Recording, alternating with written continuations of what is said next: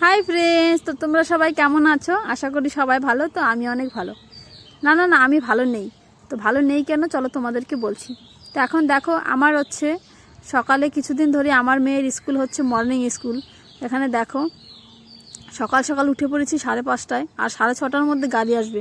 তো এই একটুখানি টাইমের মধ্যে কি করে সময়টা কাটাচ্ছি, তো চলো তোমাদের সাথে শেয়ার করবো বলে ভিডিওটা করা। এখানে দেখো, মেয়ের জন্য বানাচ্ছি ডালিয়া, এখানে বসিয়ে দিলাম।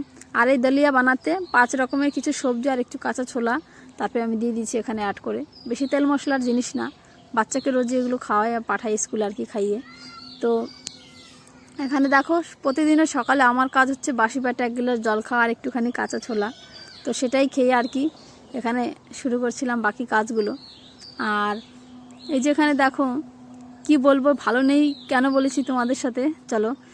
মানে মানুষের সাথে দেখা হোক আর না হোক, রোগের সাথে ঠিক দেখা হচ্ছে। একদিন পেরোচ্ছে, রাত পেরোলেই সকাল হতে না হতে একটা রোগের সাথে দেখা। জানি না আমার সাথে এরকম হচ্ছে না তোমাদের সাথে হয়েছে। তো তোমরা সবাই কেমন আছো অবশ্যই কমেন্টে জানাবে। তোমাদের কমেন্ট দেখলে আমি অনেকটা শান্তি পাই, ভালো লাগে আমার। তো এখানে দেখো, মেয়ের টিফিন পুরোপুরি রেডি। তারপরে মেয়েকে খাইয়ে আমি এখানে ওকে যাব রাস্তায় দিতে, গাড়ি আসার টাইম হয়ে গেছে।